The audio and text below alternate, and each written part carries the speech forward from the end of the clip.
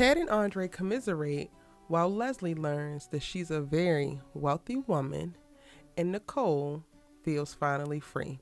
What's good, y'all? It's your guest is Erica Vane, coming to you right here on Erica Vane TV with another Beyond the Gates video. And in this one, I'm breaking down season 1, episode number 113. If you're new here, hit that subscribe button and turn your bell notifications so you don't miss out on any of my Beyond the Gates content and conversations. And y'all, I have literally rewatched this episode 3 times. And I've been trying to temper myself. I might start doing reaction videos and maybe I'll put that up for the members.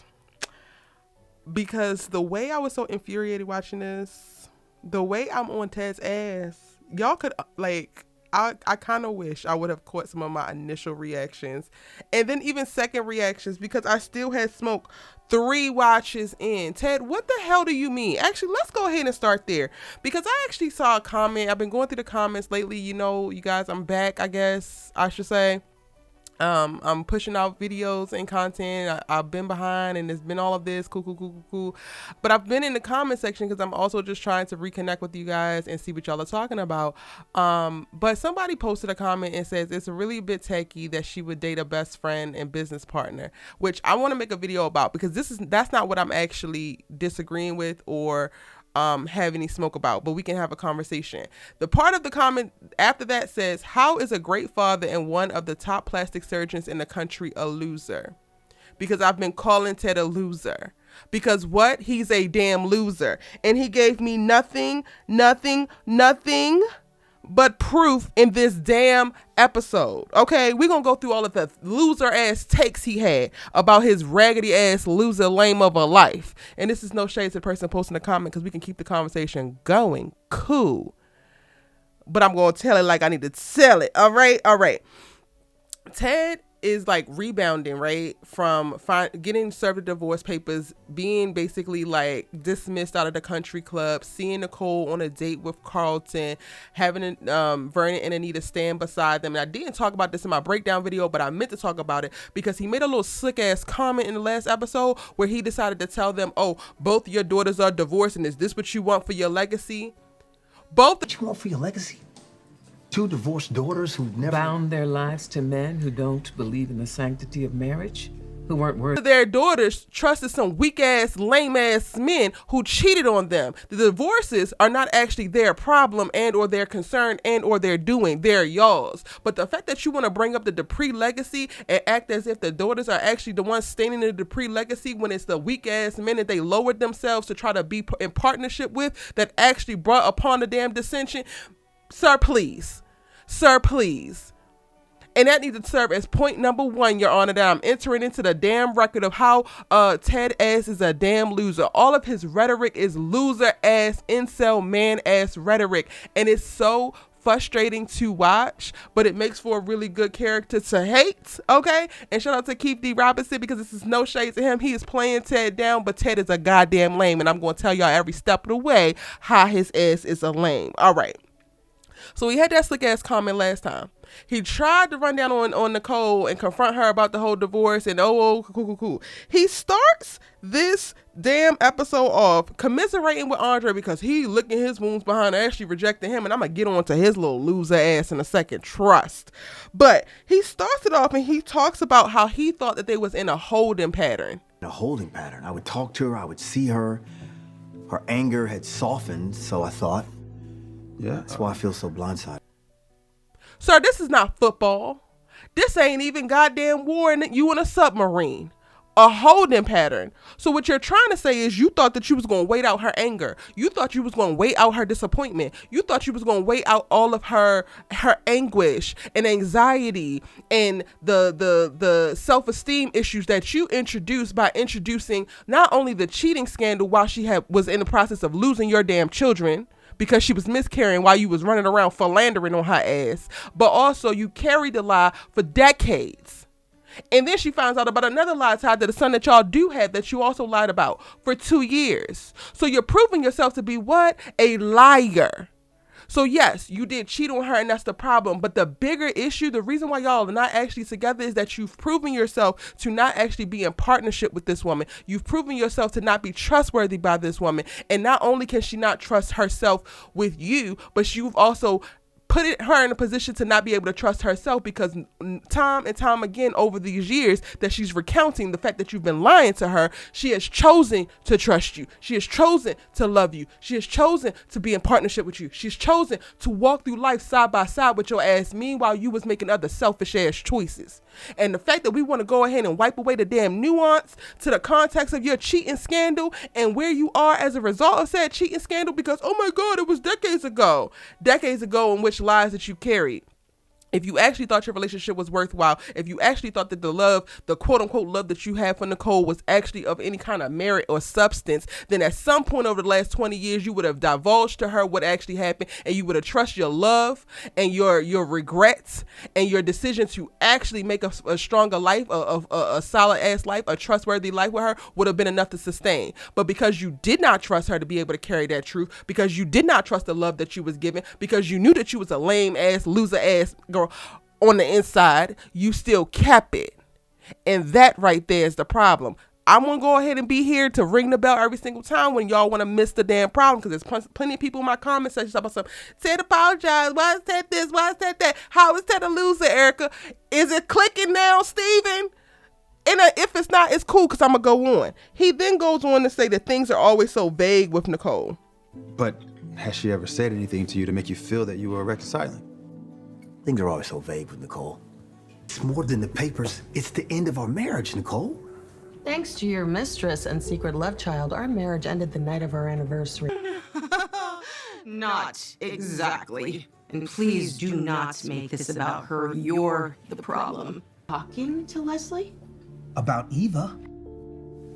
How she's treating her. Nicole, she kicked her out of their apartment. The poor girl's been sleeping in her. I never loved her. And don't you dare say it meant nothing when it is destroying our lives. I think we should find some time to talk. Yeah. I know you're ready to have that conversation. I'm not there yet.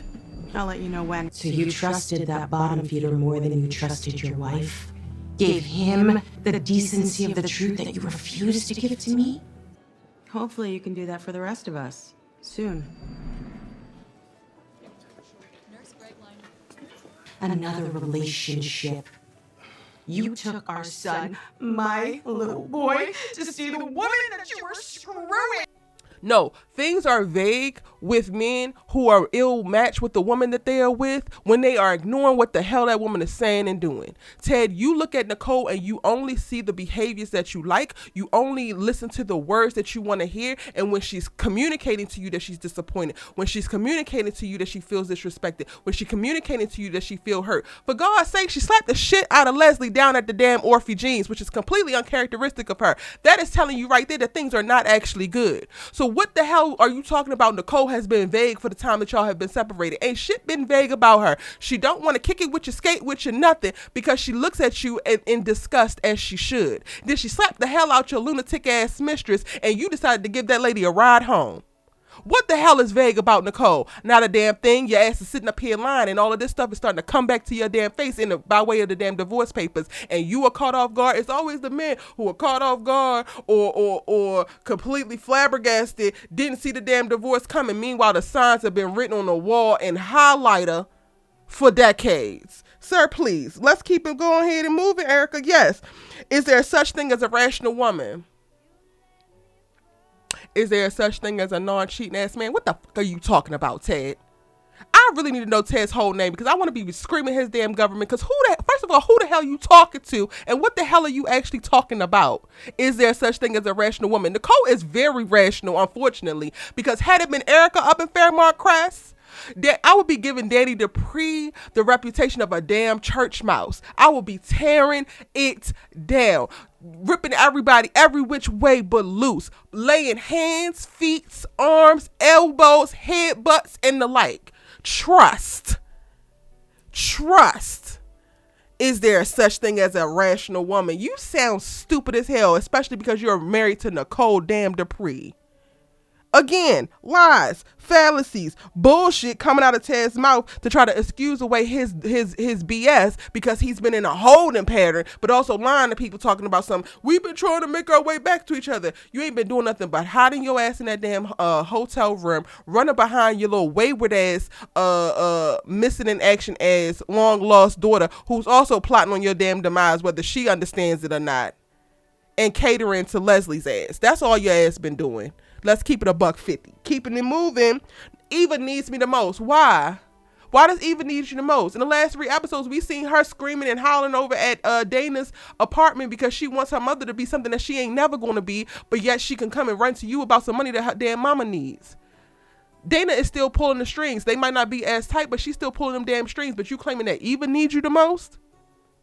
Eva needs you the most. Meanwhile, she is quite literally the torpedo that Leslie sent in to blow up your goddamn life. And instead of putting together the pieces or trying to atone for it, you're running behind this girl trying to make amends with her and make her feel like she's worthy of something. And don't get me wrong, I'm not saying that he don't need to have a relationship with Eva, but he needed to be making Eva take a stronger stance against her goddamn mama because her mama is evil and she's not doing that. So he should create some distance until Eva can figure out what the path is going to be for her navigating her goofy ass parents.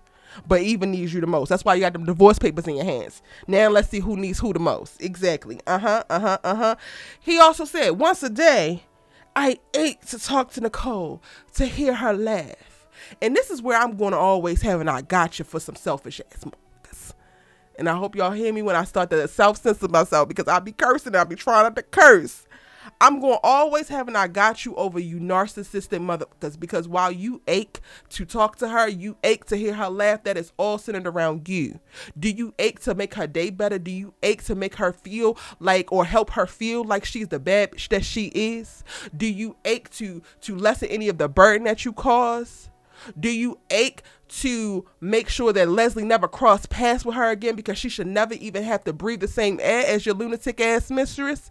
No, you don't ache for none of those things. You only ache for the things that's going to make you feel away, make you feel more comfortable, make you feel settled in your damn ego as the man.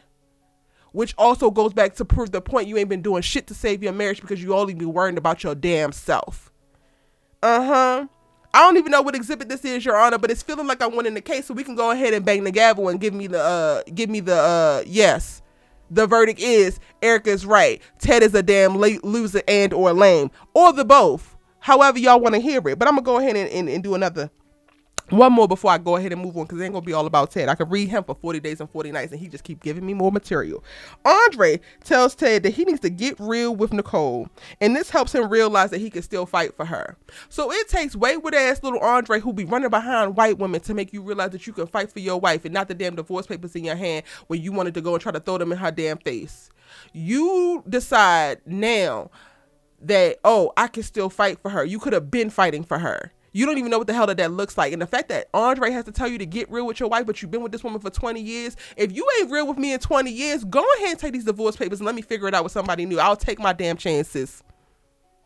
Because you having this whole enlightenment in this moment of, oh, I can go ahead and fight for her. Yeah, I need to go ahead and get real with her, but I don't want to lose her. This is part of the problem. And this speaks to a bigger problem, which they're not explicitly saying, but I'm picking up on it because I have media literacy. I do. I'm not even gonna hold y'all. I do. Ted, I believe you fell in love with the idea of Nicole. I think that you fell in love with who she could be for you in your life. I think that you have reaped the benefits by way of your ambition and your success within your medical practice tied to Nicole and her family and all that comes with it. And I think that you're in love with the lifestyle that you can have with Nicole. I am not convinced that you are actually in love with Nicole. And this is why I will always have smoke for your ass because I do not ever want a black woman or any woman, for goodness sakes, but a black woman specifically to be used for everything that she brings to the table because we bring so damn much. Clock that part. Be used for everything that she brings to the table while y'all also try to lessen the fact that we are the goddamn table. You literally led with when talking to Anita and talking to Vernon, oh, she's tarnishing y'all's legacy with this damn divorce. No, she's tarnished the legacy when she decided to date below her damn weight class with your loser ass. And the fact that you cannot atone, you cannot humble yourself, realize how much of a lame ass you are because your mindset is of a lame ass. And make different choices shows me that you're committed to being a loser. And that's perfectly fine, but you're going to be alone and a loser because you no longer get the benefit off the Nicole Dupree train. Period. Hopefully there's no more questions about how Ted's ass is a loser. You can amass as much money as you want. I live in Los Angeles, California. Do y'all know the amount of rich people running around here that are miserable? The amount of rich people around here that are taking their lives because they're miserable? The amount of rich people out here that are lonely? So it does not mean anything just because he's a top plastic surgeon. And where do y'all see him being a great father? Because at this point it's giving propaganda because I don't see it. I don't see the emotional intelligence to back it up. I don't see the emotional stability to back it up. So I am not going to believe it until I damn see it. So yes, he's a top plastic surgeon, but top plastic surgeons can be losers every single day, B. Back to my breakdown. Okay, let's talk about Andre since I'm on the loser ass men. I'm very much so convinced that Andre liked the idea of changing his damn reputation. He literally wanted Ashley because he knows that she's capable of a committed relationship and getting with her and trying to make it work, because one of the things he says is, it kills me to not know if Ashley and I could go the distance. No, you wanted to see if you're capable of going the distance, and you're just going to settle for Ashley because who the hell else would she settle for? You knew that she was better than Humphrey Bogart, so you knew there wouldn't be no damn competition. And this is where your loser done comes into play, because this is whack. You're not even leading off a true desire. You're not even leading off a true love. You're leading off of damn statistics and odds, all so that you can what? Change your public perception.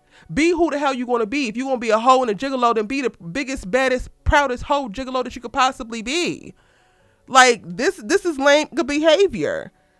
He talking about, who is she looking for me to be? I tried to be her ex. Strike number 2, sir. What the hell are you talking about? Be your damn self.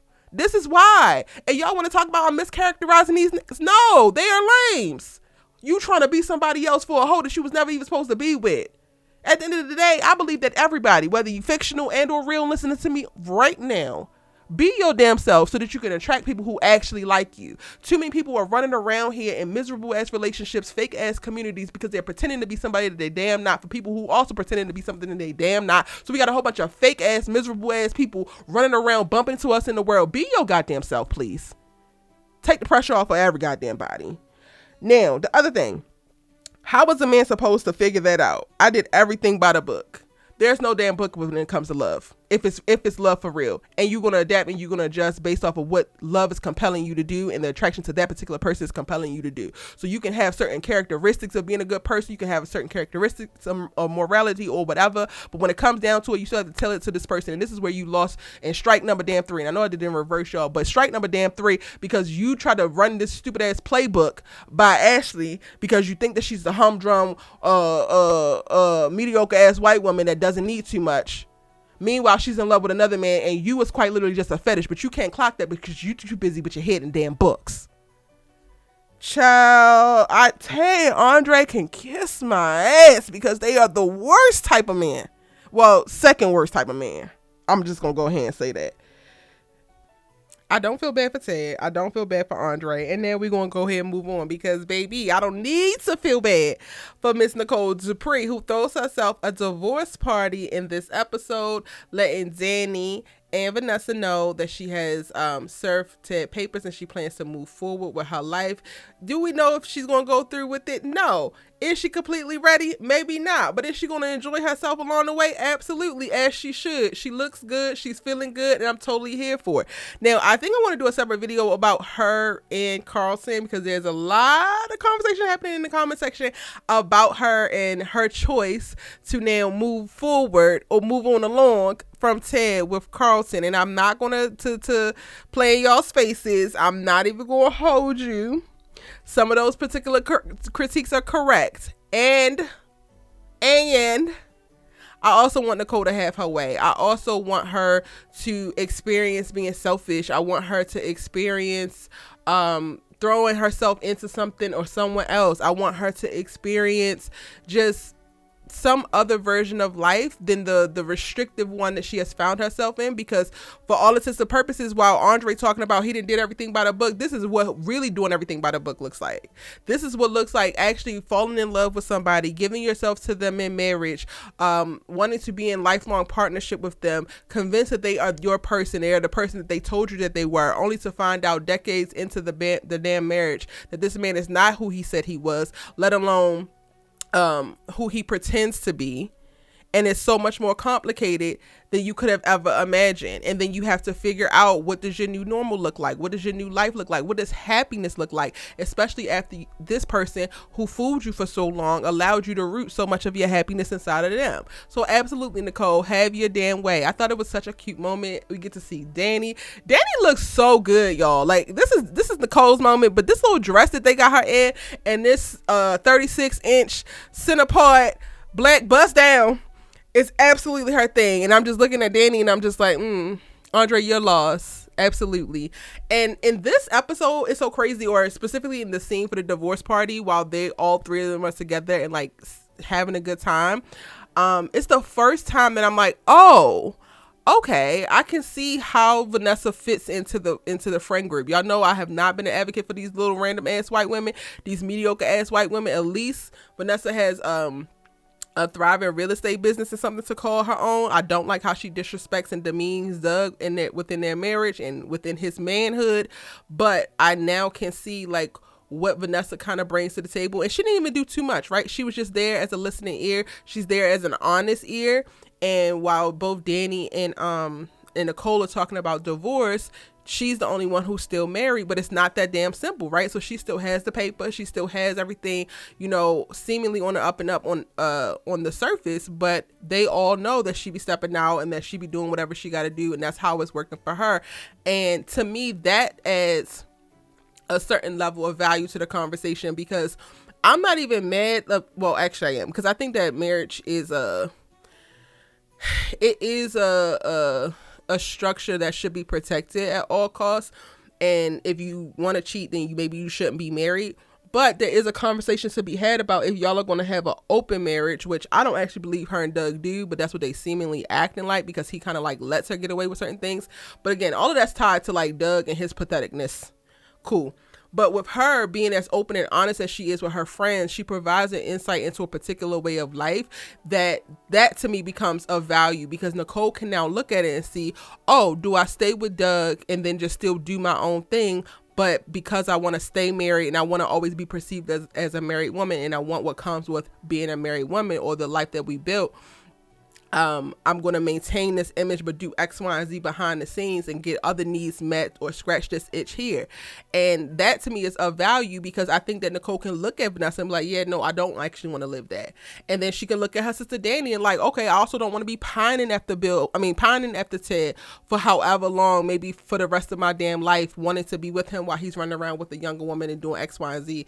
And them being able to come together and yes, celebrate her pending divorce and her pending separation and her launch into this new version of herself and this new era in her life. I think that this is where the value comes, with women actually coming together and communicating honestly, openly, vulnerably with one another, because then you're able to get a glimpse into something that could be on the horizon, or a choice that you could make, and what's the results of that without ever even having to feel it. So now I'm like, okay, Vanessa, I can stand you a little bit more. I still don't like what you're doing with Doug, but you being honest and not lying to Nicole, not lying to Dani, and like being fully present in this moment, that particular thing adds value for you, speaking from a woman of your lived experience and all of the context that come with this. So I'm here for that. But that also could just be a me thing, because Erica does kind of go there. Y'all might be like, Erica, it's not that deep. So many things are that deep for me, and I'm just, I'm here to share it with y'all. And this video is getting long, so I'm sorry, but I want to tell you all of my thoughts from episode 113. And like I said, y'all, I literally watched this episode 3 times because I've had so many feelings and so many reactions. But overall, I'm here for Nicole. I'm here for her with this energy around this divorce and her just excitedly running towards it, because I think that it's going to be the thing that really jolts her awake in a real way, so that she's a little bit more active in the choices that she's making in her life, and specifically the choices that she uses to drive her to closer to happiness, because she was not there within her marriage. I think that they had settled, and now she's realizing that.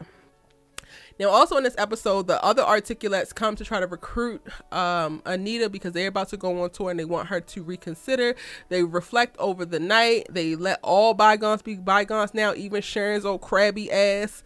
And Anita stands on it. She's like, yeah, no, I'm not going with y'all. I'm not going to be able to do that. I'm working on things with my foundation, but more importantly, my family has a lot of things going on. And this is on the heels of them confronting, Ted, and then Nicole issuing Ted divorce papers. And I love that Anita is actually making this decision to be there for her family versus diving back into this, not necessarily an ego stroke in a negative way, but honestly, her going on tour and all of that would have been mostly for that. And I think that the thing that Anita might have realized when she was initially longing and having nostalgia around the Articulates, initially when we first meet her at the top of the season, was more driven by her ego, by her desire for like forgiveness. I think that she wanted to make amends with the girls, and the ego thing was the thing that she wanted to be on stage. I do think that she like enjoys it, but I think Anita desires being needed more than anything. And right now the greater need is with her family and not necessarily with this group. Like if she was to go on tour, they'll have a bunch of great nights, she'll be able to sing and do something that she loves, cool, but it will just become one of, you know, many of the same night over and over again for the next 6 months, and she will be away from her family. She will be a pillar that they actually need pulled out. And I think that she kind of like weighed that, and I think that now that she's in a really great solid place in reference to her forgiving herself behind Barbara and creating the moments to honor her in the way that she did, I think that she's a little bit more settled in her spirits about the Articulates, and that's creating less drive for her to be as actively involved with them. And I'm not mad at none of it. Now, child, while Anita is coming to terms with the Articulates and honestly releasing desire to continue to engage with the Articulates, right? Dana is learning that her mother was the 4th member, Barbara, of said Articulates. She has been ducking and dodging whoever has been calling to try to tell her that she has inherited some money, thinking that it was a damn scam. Come to find out, it is the blind trust that Anita set up for Barbara's descendants that is actually reaching out and calling her. And the mother that Dana has known thus far, her adoptive mother, Peaches, is the one that has to track her down and reveal this to her. And it's my bad, y'all, because the past 2 episodes, I didn't bring her up. I kept forgetting her in my breakdowns, but it was also like a lot of the information was slowly unfolded, and it's not until this episode that they actually bring it home, and they actually, I think, put a big glaring sign on like how important this is going to be. So that's what we get in this episode. Peaches is dying. Peaches is trying to make amends. They haven't seen each other in a while. They made Peaches made a comment about Dana sleeping with her man, and then Dana's like, well, at least you know that wasn't your man because he slept with me or something like that. I'm like, what kind of mother-daughter y'all got going on? But it tracks, because when you look at the type of mother that her ass is to Eva, it tracks. But the biggest thing, like I said, is that we find out, and she finds out, that she is the daughter of Barbara and ultimately is going to inherit a fortune because of it. And it's crazy because about 4 episodes ago, Anita was just or 2 episodes ago, Anita was just telling Nicole that she added additional $100,000 to the trust because she really wanted to make sure that Barbara's descendants were taken care of. And in this episode, I believe she's talking to the Articulates, and she was talking to Vernon at the end when the Articulates left, and she was like, I wish that a member of Barbara's family could have been there to witness it. And lo and behold and lo, one was. This is going to be so damn messy, and for everybody who's been rooting for Dana Leslie to go, this is the thing that's now going to solidify her through the next 4 seasons. She is not going nowhere. She is here to wreak havoc for good, and now she's going to have a little bit of a bankroll behind her, so she's really going to be diabolical. Y'all, I don't think that we actually ready for it at all. Now, another little quick note that I want to make before I get out of here is that Vernon makes a comment early on in the episode about feeling like he's a failure because both of his daughters fell for cheating men. And I feel like that's an Easter egg. It's not something that they bring a ton of attention to, but I think it's important that he actually says it. I don't think that it's inauthentic for Vernon to say it, because that tracks for a man in his position, for a father in his position, and of their legacy and all of that. But I feel like it's an Easter egg, and some is going to come out way down the line about Vernon. And I just got my listening ears on. So I wanted to go ahead and bring it to your attention in this video so that when it does happen, y'all could be like, my good sis Erica Vane told me that something was up with Vernon Dupree. And with that said, y'all, I'm going to go ahead and end this video here. Let me know what you thought about the episode in the comment section down below. It's so many storylines moving forward, so many changes, so many new developments, so much to talk about, and I cannot wait to do so with you. If you haven't already, hit that like button. It helps me out so much when it comes to these videos. It's a free way to really, really support me. So hit that like button and subscribe if this is your first time listening to me, because I drop new Beyond the Gates videos every single day, covering all of the hottest television for us, featuring us. and I'll see you in the next one.